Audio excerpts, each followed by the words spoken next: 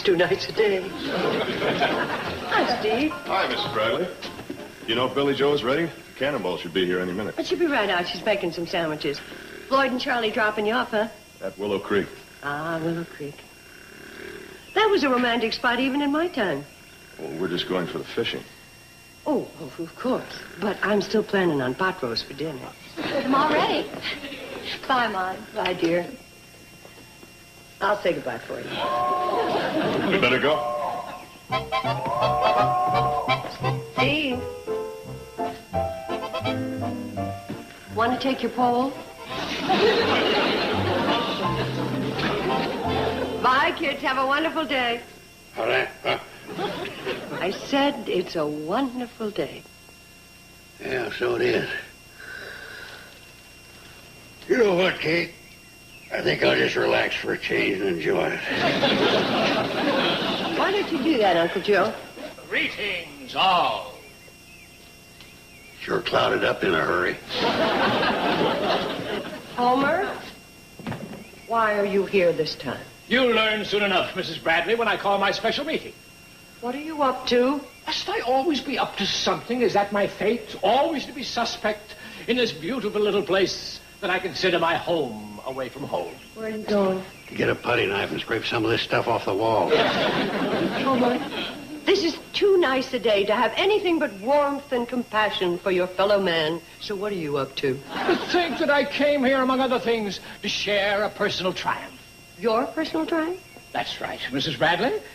You'll be happy to hear that I am this year's recipient of the CNFW's highest honor, the Good Guy Award. He's the winner. I sure hate to meet the loser. Right here. It's beautifully inscribed.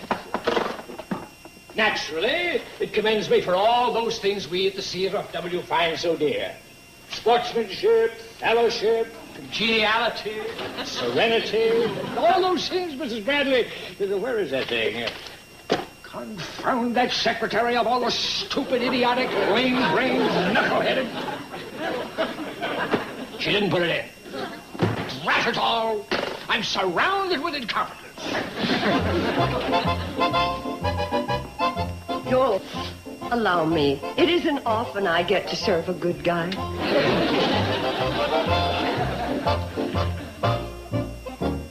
And this meeting will now come to order.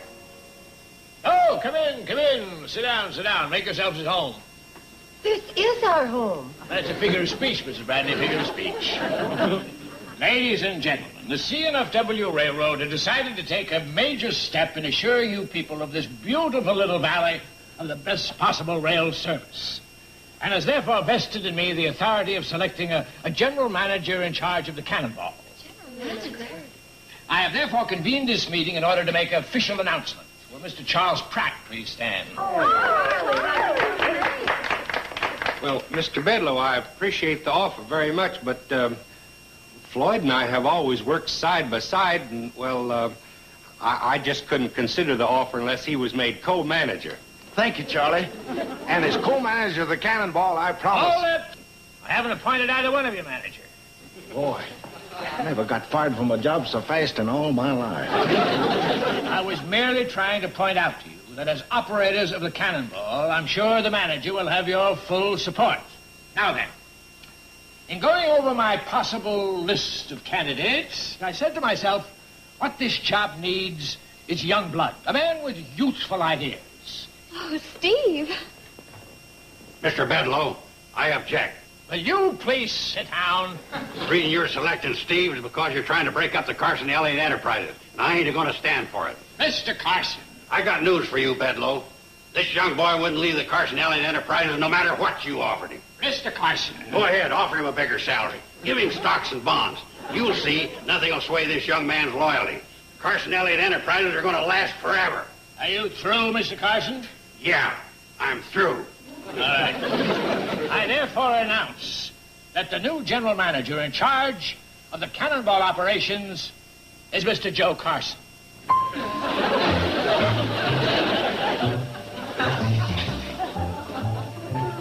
Me? Yes, you. When do I start? How much to pay?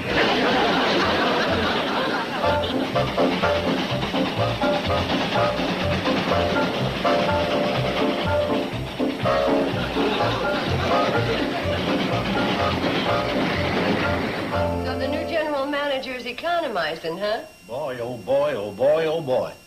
That bad, huh? You know what he said? He says, boys, you can do better than burning 72 pieces of cardwood between Pixley and Hooterville. I'd like to see you cut it down to 58. And do you know how he wanted us to cut it down? By coasting. Both ways. Kate, it don't take no Einstein to figure out that when you're making a round trip, one way is downhill, the other's got to be up. I figured that out right off. Oh, there you are, men. You got 3 minutes to get back on the cannonball and get up steam. But just a minute, they haven't even finished their coffee and donuts yet. I'm cutting out coffee breaks. Coffee breaks are the ruination of the management class. Mr. Bedloe, may we speak to you, please? Certainly, ma'am, certainly. Uncle Joe, what's got into you? Just trying to do a good job as general manager. Seems to me you're doing a better job of alienating two friends. Now, save your breath, men. I won't listen to one more word against my general manager. Whatever he says goes. I'll back him up all the way. We stand together. Right, J.C.? Yeah, right, H.B. Oh, boy, oh, boy, oh, boy. Hey, that's just what I was saying. Come on, FS. Right with you, CP. Bye from KB.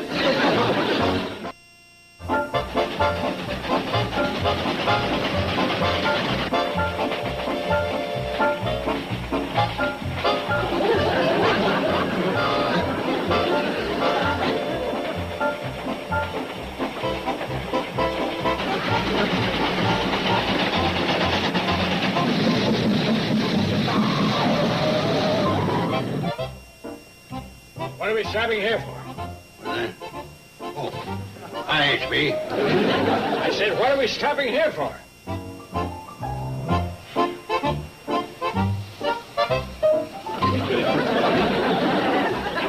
We're right in the middle of a bridge.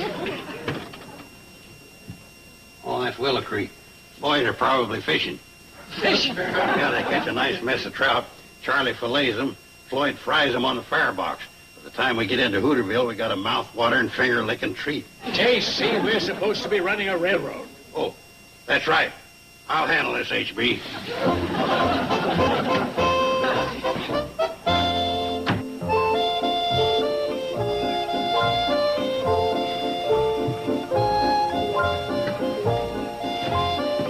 All right. What is this, a train or a fishing barge? Shh, I got a bite. Oh, sorry. Wait a minute. We also got a schedule to keep. Pull in your line. He can't. He's got a bite.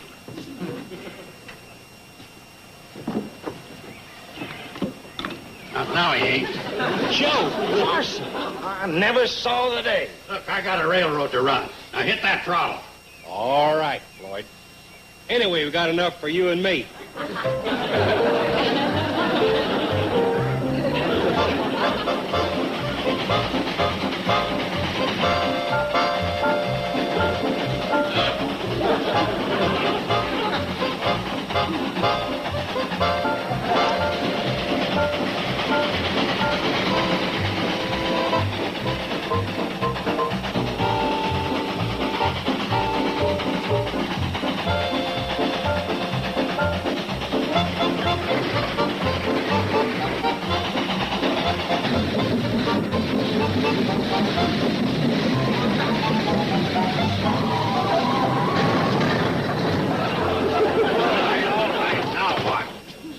Farley's cow. She's blocking the road. Well, give her the whistle. Why give her a whistle? She's already got horns. I guess general managers don't like jokes. What I want is action. Give her the whistle. Joe, she's grazing. You give her the whistle now, she'll get all bothered, and she won't give out come milking time. What do you expect me to do? Well, why not follow regular procedures? What's that? Well, you get out the checkerboard, play 4 or 5 games. First thing you know, you look out there and the cow's gone. I ain't holding up the cannonball for no checker game. That ought to do it. Yeah, it'll do it. And Earl is going to be plenty mad when his cow comes up a pail short.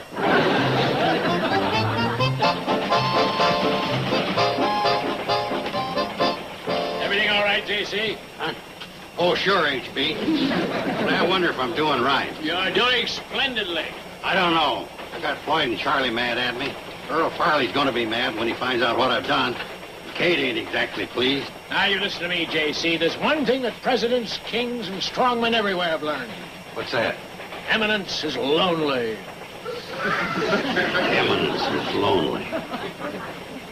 Well, it sure looks like I'm going to be eminent.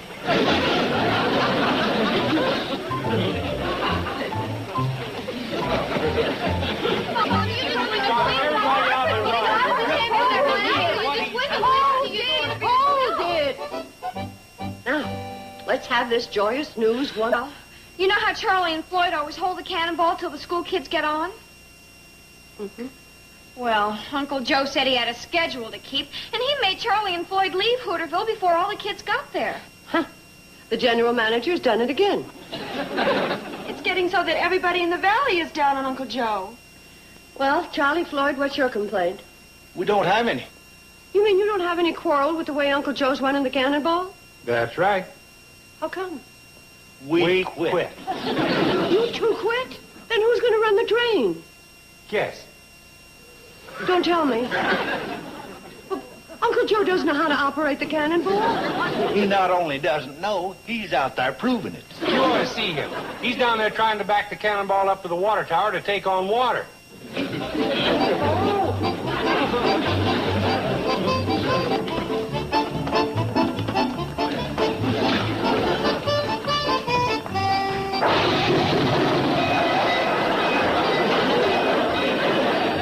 She goes. It's sort of like watching my wife running off with my best friend. If I had a wife and a best friend.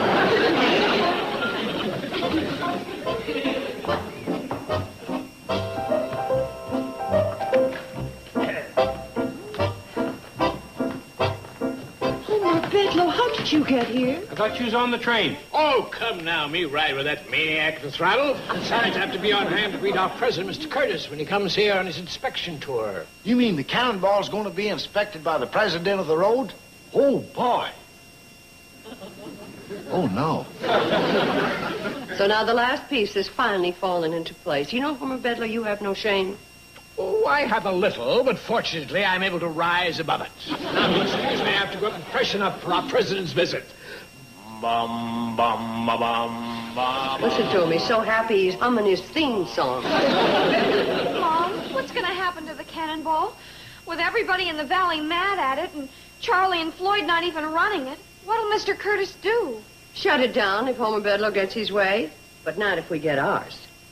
Now, boys, when Uncle Joe gets back from this return trip, I want you to rush down and take over the cannonball. We can't do that, Kate. We quit. Yeah, and while we was quitting, we was fired. By whom? By His Eminence J.C., the GM. It's the only way to save the cannonball. You gotta go down, take it over, run it into Hooterville, pick up Mr. Curtis, and act like nothing is wrong. I don't know about taking over. You know Joe. Oh, well, Uncle Joe may have his faults, but you can reason with him. And so, okay, manhandle him and take over the train.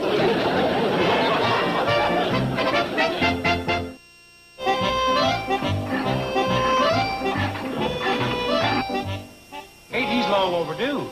We ain't ever this late, even for Earl Farley's cow. Well, I just hope that he's Uncle Joe! Hello. We didn't hear the cannonball whistle. Where's your general manager's suit? I'm a working railroader. As for the whistle, I passed a new regulation. No more blowing it. It wastes steam. What happened? He's probably broke the pull string on my whistle. Yeah, a brand new shoelace I put on. Brass tip and all. Oh, don't mind that, boys. Go on down, climb aboard the cannonball, go into Hooterville, and pick up Mr. Curtis. Come on, get along.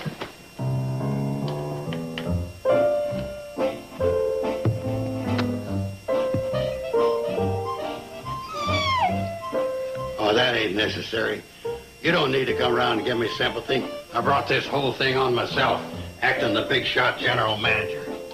Must have set a record for making enemies. Ain't got a friend left between Hooterville and Pixley. When I got through working on my two-legged friends, I started on my four-legged ones. You gotta be real ornery to get cows sore at you.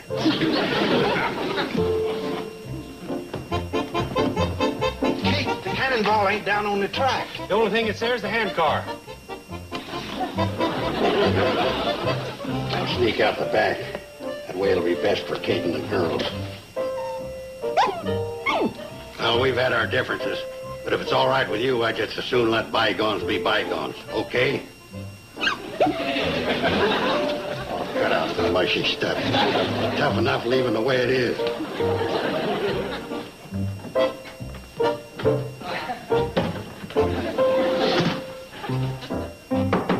Come in. Uncle Joe, where's the cannonball? The cannonball? It's in the Pixley Depot. You mean at the Pixley Depot? No, in the Pixley Depot. I couldn't stop her at the end of the line.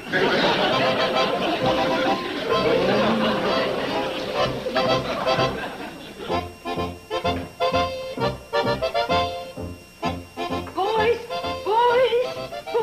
Hi, Mrs. Bradley. Look who I brought. Oh, Mr. Curtis. Hello, Kate. Hello. I was waiting over at Hooterville with this fine young man here over to fly me over. Wasn't that accommodating of him? Oh, he's a dandy, all right. Where are the never mind. Oh, you'd probably like to freshen up after your flight. Oh, there's no hurry. As a matter of fact, I could make my inspection of the cannonball first, and then... Oh, you tycoon. You are always thinking of business. Instead of that, why don't you think about what you're having for supper tonight, your favorite? Chicken dumplings and wild blackberry pie. Oh, Mrs. Bradley, you have completely taken my mind off business. Let's keep it there. Steve, why don't you take Mr. Curtis up to number 4, Sure thing. This way, Mr. Curtis. I'll see you later. Tell Uncle Joe and the girls to get down here. All right, Charlie. We ducked when we saw Mr. Curtis coming. Figured he was bound to ask questions if he saw us. And we didn't know the answers. What is the answers? Where's the cannonball? Scoville Swamp? Bottom of Syphil's hog pond? No, but you're awful close. It's in the Pixley Depot. You mean at the depot? No, I don't. Now, boys, here's what I want you to do. I want you to get Newt Kiley's tractor and Ben Miller's bulldozer and see if you could possibly get the cannonball back on the track. Kate, that ain't gonna be easy. Folks ain't gonna cooperate and help the cannonball after what our friend the general manager's done. Yeah, it's getting so in this valley, you gotta stand in line to hate Uncle Joe. We have to forget all that if we're going to save the train. The cannonball has to be here at the Shady Rest no later than 7 o'clock tomorrow morning. Okay? Mrs. Bradley, Uncle Joe is gone. All his clothes are missing. It's true, Mom. He vanished without a trace. But that's ridiculous. I just talked to him. I just saw him. Something just occurred to me.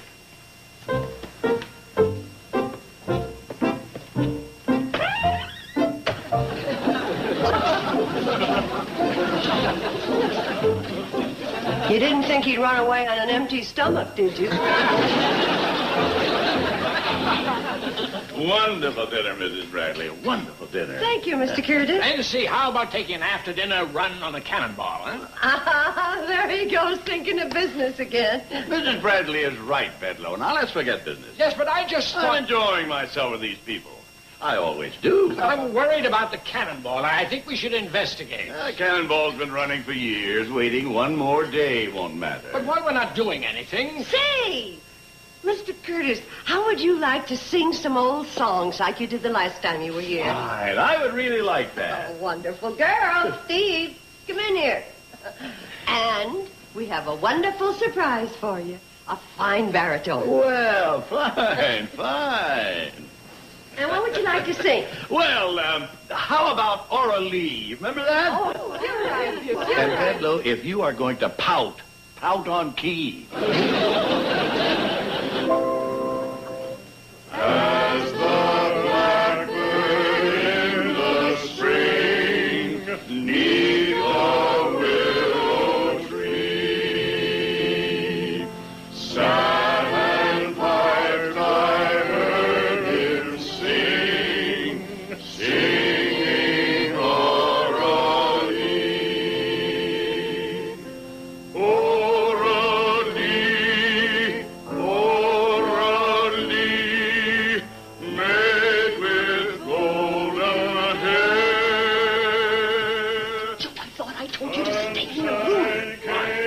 Because the president of the CNFW is here, that's why. That's all the more reason the general manager of the Cannonball should meet with him. What are you going to tell him when he asks about the cannonball? That's all the more reason I should stay in my room. Until Mr. Curtis leaves in the morning. Say, don't forget my breakfast. I want ham and eggs, hot cakes. How can you think of food at a time like this? That just shows I got the making of a real executive. Don't get ruffled in times of crisis.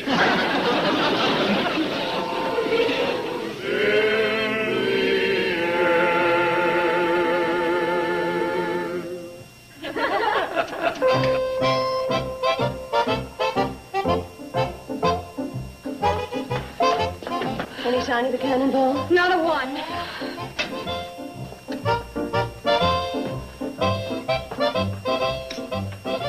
More coffee?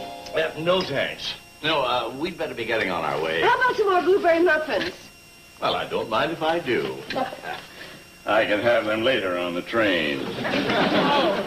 Mr. Curtis, what if I'd have Steve fly you to Hooterville? Save you some time. Well, thank you, Kate. But I think I should take at least one trip on the Cannonball, if only for business reasons.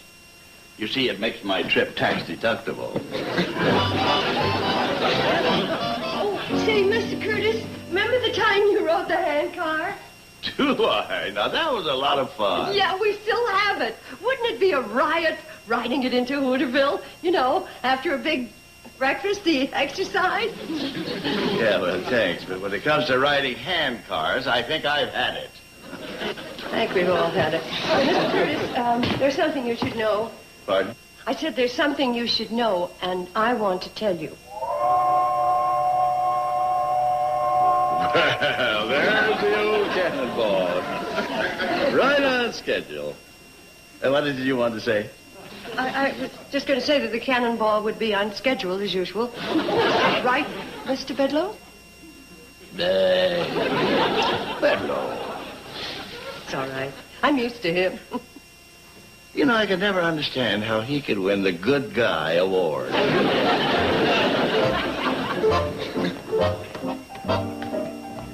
Well, there she is, just as I remember. You know, Mrs. Bradley, that's what I like about your little valley. Things never change. It goes serenely on, day after day. That's right. Serenely on, day after day. Goodbye, Kate. Goodbye, Mr. Curtis. Mrs. Bradley. Mr. Bedloe. As general manager, I got to go down and dispatch her. Dispatch what? Steve's plane. He's going on a crop dusting job.